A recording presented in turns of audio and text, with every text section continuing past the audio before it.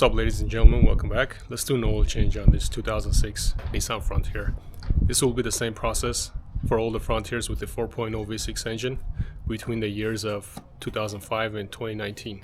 Remove this access plate here first with the 8mm wrench. There's two bolts here to gain access to the oil filter.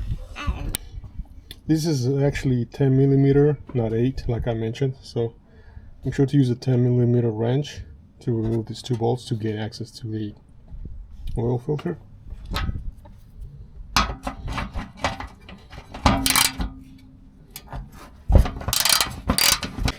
So this is what it looks like after you take off the access plate, and you can locate the oil filter right there.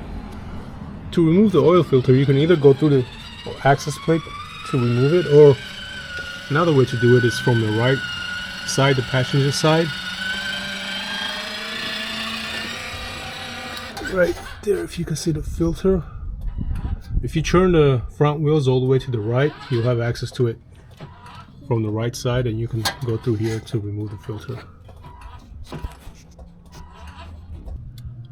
Put the new filter on.